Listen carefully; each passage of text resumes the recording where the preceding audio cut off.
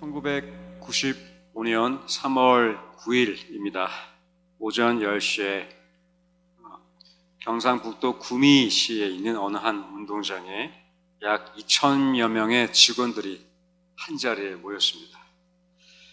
그들이 모여서 갑자기 휴대폰과 무선전화기와 각종 전자제품을 다 한 곳에 모았습니다. 다 모으니까 약 15만 대가 이렇게 쌓인 거예요. 운동장 한가운데 그런 전자제품들이 한 곳에 쌓여 있었습니다. 그것은 그 회사의 한 사장이 그 직원들에게 설 명절 선물로 주었던 최신 전자제품들이었습니다. 그런데 그 휴대폰 선물을 받았는데 약 2,000여 대가 지급이 되었습니다. 그런데 직원들이 그것을 받고 사용해 보니 그 당시에 휴대폰, 오래된 휴대폰이었겠죠. 그 휴대폰을 사용해 봤더니 통화가 잘 안 된다는 불평이 쏟아져 나왔습니다.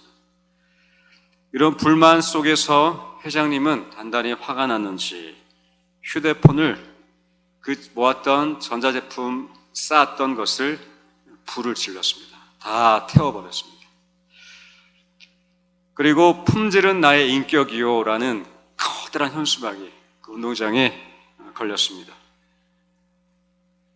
품질은 나의 인격이요 자존심이라는 현수막이 걸렸고, 그리고 직원 한 10명의 직원이 머리띠를 둘렀는데 그 머리띠에는 이런 얘기가 적혀 있었습니다. 품질로 승부하자, 이런 문구들이 쓰이면서 현수막과 머리띠를 띠고 이런 행동을 합니다. 바로 큰 망치를 들고 그 제품을 부수기 시작합니다. 그러니까 그 직원들이 2,000명의 직원들이 선물로 받은 휴대폰과 각종 전자제품을 불로 태우고 망치로 다 때려 부셔버렸습니다. 그렇게 그 운동장에 커다란 불이 일어났고, 그리고 모든 전자제품들이 다 박살났습니다. 그리고 삼성전자의 실제 일입니다. 이건희 회장이 1993년 6월에 독일로 가는 비행기에서 한 보고를 받고 신경영 선언을 했는데, 그 후 2년 뒤에 이건희 회장은 본인이 모든 삼성 직원에게 선물로 줬던 휴대폰과 전자제품을 다 때려 부수면서 품질이 엉망인 것을 개탄하면서 유명한 말을 넘기죠. 아내와 자식은 남겨두고 다 바꿔라. 한 번쯤 들어보셨을 겁니다. 신경영 선언. 아내와 자식들, 그러니까 여러분의 직원들의 삶에 바꿀 수 없는 아내와 직원들만 남겨놓고 바꿀 수 있는 것 전부 다 바꿔라라고 엄포를 놨던 것이 바로 신경영 선언이었습니다. 삼성생명의 수천 명의 직원들과 임원들을 다 불러다 놓고 마누라, 자식 빼고 다 바꿔라 라고 외치면서 그렇게 휴대폰을 다 불에 태웠는데, 당시 불태운 이 15만 대의 전자제품은 약 시가 500억 손해를 봤다고 합니다. 신제품도 있었고 유통되고 있던 제품도 있었는데, 생산되었던 직원들에게 주었던 모든 15만 대의 그 제품들을 다 불에 태우고 부셨더니 500억의 손해가 발생했습니다. 그런데 재미있는 것은 그 후 신경영 선언 후에 품질을 바꿨더니 약 7년 뒤에 얼마가 이익이 났을까요? 15만 대를 부쉈는데 7년 후에 4,500만 대가 팔렸습니다. 500억 손해를 봤는데 7년 후에 약 3조억의 수익을 받습니다. 삼성전자의 1900년대에 일어났던 2000년대까지 개혁하고 바꿨던 그들의 쇄신했던 실제 이야기입니다. 이렇게 신경영 선언은 삼성전자의 직원들의 기업 정신과 그리고 제품을 생산하는 태도와 모든 이전에 있었던 익숙했던 그런 생산 방식들과 다 절교하고 끊어내고 새롭게 품질로 승부를 봤던 삼성전자의 혁신과 개혁이었습니다. 당시는 15만 대가 다 낭비가 되었고 약 500억의 손해가 봤으니 회사에서는 큰 손실이 아닐 수 없습니다. 사업하시는 분 더 잘 아시겠지만 마진을 남겨서 많이 남길수록 회사에 이익을 끼쳐야 되는데 500억 손해를 봤기 때문에 얼마나 더 많은 생산 이익을 남겨야 했겠습니까? 그런데 삼성전자는 그 손해를 마땅히 지불하고 4,500만 대를 판매하며 3조의 수익을 남기면서 한국뿐만 아니라 전 세계에서 큰 화제가 되었었습니다. 바로 삼성전자의 직업 정신을 깨운 신경영 선언, 마누라 자식 빼고 다 바꿔라 했던 유명한 일화입니다. 오늘 우리가 읽었던 이 느헤미야 본문에도 마치 신경영 선언을 하는 것처럼 이스라엘 백성들이 그들이 지녔던 풍습과 관행과 그들의 삶의 방식을 마치 다 불태우고 망치로 깨 부수는 듯한 장면이 우리 가운데에 펼쳐지고 있습니다. 먼저 28절 말씀 우리가 함께 읽어볼까요? 그 남은 백성과 제사장들과 레위 사람들과 문지기들과 노래하는 자들과 느드림 사람들과 및 이방 사람과 절교하고 하나님의 율법을 준행하는 모든 자와 그들의 아내와 그들의 자녀들 곧 지식과 총명이 있는 자들은 이 28절에도 이런 표현이 나옵니다. 아내와 자녀들. 물론 다 바꾸라는 정확한 표현은 없지만 28절을 보시면 백성과 제사장과 레위 사람 그리고 문지기 노래하는 자들과 끊고 여기까지 끊으셔야 됩니다. 끊지 않으면 이들과 절교하기로 연결되어지니까 이들이 이스라엘 백성들 서로 다 절교했구나 오해하실 수가 있어요. 그런데 문지기들과 이들과 함께 그리고 뒤에 또 나옵니다. 노래하는 자들과 해서 끊고 그 다음 사람들 느디님 사람들과 그러니까 이방 사람들과 절교하고 하나님의 율법을 준행하는 모든 자. 두 무리가 되겠죠. 노래하는 자들까지 한 무리, 그리고 절교하고 율법을 준행하는 한 무리. 이들의 아내와 자녀들, 곧 지식과 총명이 있는 자들은 29절부터 행동을 취하게 되는데 29절에 보시면 모세를 통해서 주신 하나님의 율법을 따라 모든 계명과 규례와 율례를 지켜 행하여 라고 시작합니다. 사실 10장 말씀은 9장 마지막 부분에 언약에 임봉한 사람들이 명단이 이제 하나씩 등장하는데 지난주에 우리가 나눴던 것처럼 임봉한다는 것은 하나님의 그 말씀과의 약속, 우리가 어떻게 살기로 했던 하나님이 우리에게 주신 그 약속들을 지켜야기까지 우리가 실행하기까지 뜯지 않겠다는 굳건한 다짐이었는데 그 맹세를 한 사람들 명단이 27절까지 1절부터 쭉 기록되고 있습니다. 그리고 28절부터 이제 그 남은 백성, 제사장 이들이 이제 하는 행동들은 바로 율법과 규례를 먼저 지키겠다는 고백이었고 이어서 30절에 이런 표현이 나오는데 우리 30절 함께 읽어보겠습니다. 우리의 딸들을 이 땅 백성에게 주지 아니하고 우리의 아들들을 위하여 그들의 딸들을 데려오지 아니하며 그것은 이방 민족과 결혼하지 않겠다는 겁니다. 우리가 잘 알 수 있는 것처럼 이방 종교와 풍습을 이 이스라엘 백성에 들어온 것을 끊어내겠다라는 다짐이었는데 이방 사람과 절교하는 것 사실 포로 귀한 이 공동체는 하나님의 선민 백성의 정체성과 이런 정신이 많이 퇴색되어 있었습니다. 오랜 70년간의 포로 생활을 통해서 이들은 1대가 죽고 2세대, 3세대가 다시 포로로 돌아왔을 때 그들에게 전해져 있었던 것은 그 조상들이 했던 바로 이방 민족과 결혼하는 것이 자연스러운 풍습이었는데 그들은 더 이상 우리의 아들들, 딸들을 이방 민족과 결혼시키지 않겠다라고 결정하고 있는 겁니다. 이방과의 결혼해야만 했습니다. 왜냐하면 살려면, 민족을 번성시키려면 결혼시켜야 했고, 이웃 국가와 조약을 맺어야 불리하지 않았어요. 그러니까 이방 국가가 강대국이면 어떻게든 신족을 맺어서 우리에게 유일하게 하려면 그것이 이스라엘 백성들 1세대가 해왔던 생존 방식이었습니다.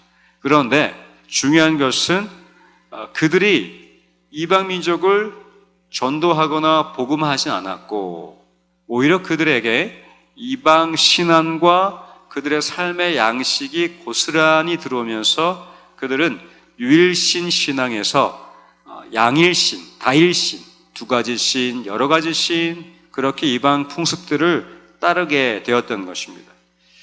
이것은 그들의 생존 방식, 이 나라를 지켜나가고 유지해 나가기로 했던 그 모든 필요를 먼저 끊어내기로 결정했습니다.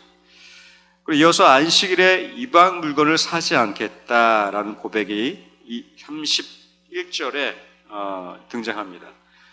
이방인들이 그 성전에서 안식일에 물건을 사고 팔면서 그것 또한 이방인들과의 거래를 통해서 그들과 친화 정책, 사이좋게 지내야 했습니다. 그래서 이스라엘 백성들은 안식일에 물건을 사고 팔며 주일 성수 지키는 것에 조금씩 변질되어져 갔습니다. 그리고 이어서 땅을 쉬게 하고 빚을 탕감한다라는 또 표현이 나옵니다. 이것을 한마디로 요약하면 이스라엘 백성이 50년에 한 번씩 모든 포로를 해방시켰던 빚을 탕감해 주었던 희년, 자유를 선포한 희년 정신을 다시 그들이 회복해야겠다는 그런 정신이었습니다. 그러니까 자유를 선포하고 하나님이 우리를 포로로 해방시켜 주신 것을 우리가 계속해서 이것을 기념하겠다는 그들의 각오와 다짐이 되었습니다. 그 뒤에 이어서 3분의 1과 나무와 또 처음 것과 10분의 1을 떼어서 드리자라고 기록되어 있습니다. 성전과 성전 봉사자들을 위해서 따로 떼어서 하나님의 것을 드리자라는 다짐이었고, 이것들은 결국 하나님이 주인된 신앙으로의 회복이었습니다.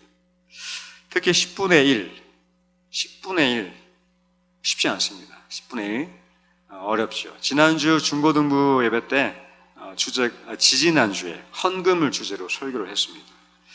이렇게 학생들과 나눴는데, 받는 게 기쁠까요? 드리는 게 기쁠까요? 학생들은 뭐라고 대답했을까요? 중1 학생들은 받는 게 좋다고 소리쳤고요. 고1 학생이 주는 게 좋다고, 주는 때가 더 기쁘다 했습니다. 제가 그랬어요. 그렇지, 너가 살아보니까 그렇지, 이렇게 얘기했어요. 자, 더 살아내신 우리 분들, 주는 게 기쁠까요? 받는 게 기쁘실까요? 주는 게 기쁘시죠? 감사합니다. 받는 것보다 살아보니까 내가 사랑하는 사람을 위해 줄 때가 더 기쁘지 않습니까? 이걸 주면 내 아이가 기뻐하겠지. 내 손주가 얼마나 좋아할까.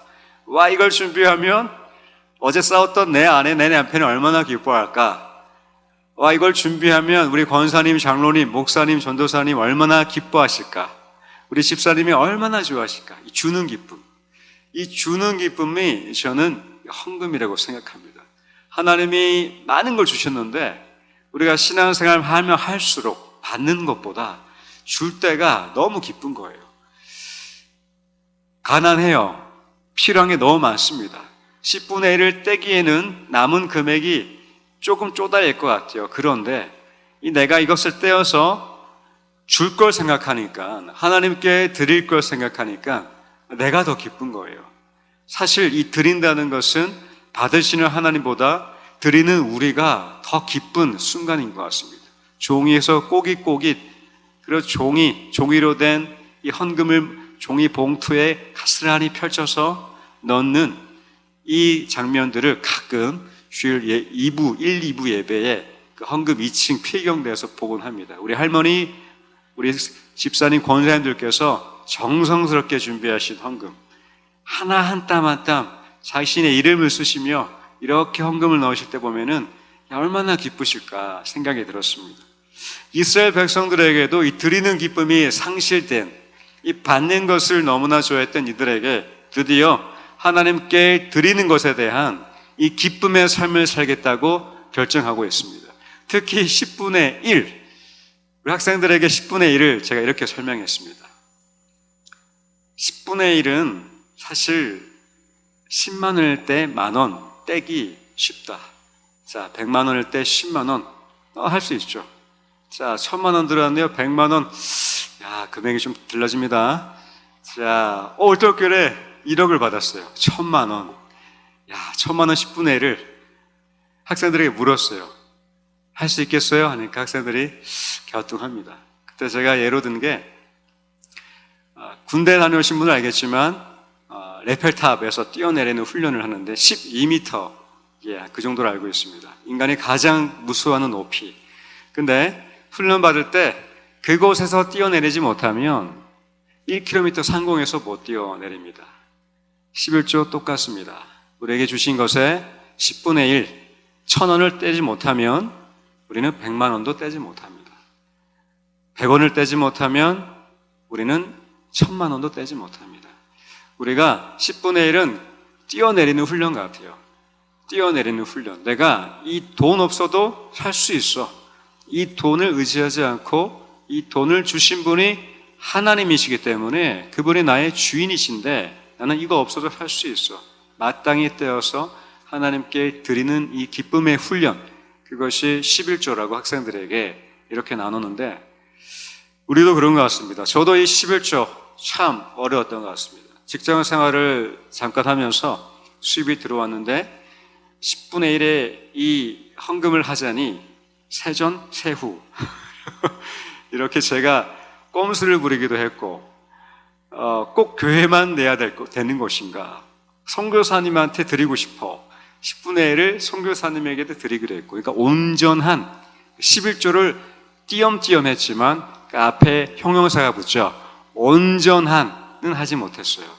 온전하지 못했습니다. 저의 11조는 온전하지 못했습니다. 그런데 문득 무서운 생각이 들었어요.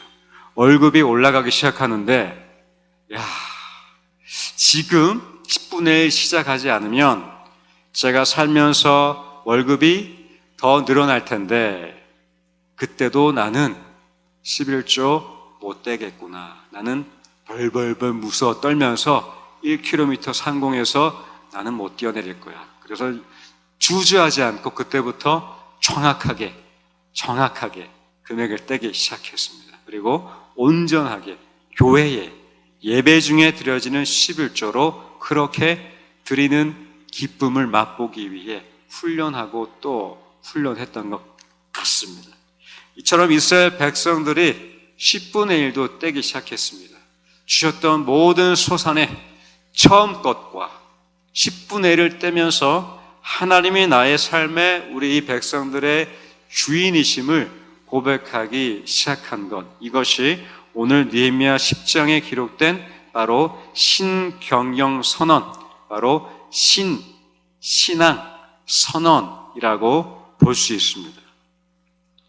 오늘 우리의 삶과 신앙을 이 말씀에 비추어 돌아본다면 앞서 우리가 나눴던 11조, 드리는 기쁨, 그리고 우리에게 쌓여 있었던 관습과 풍습, 행위, 많은 것들이 희석되고 있지는 않은지 우리의 삶을 좀 돌아보기를 원합니다.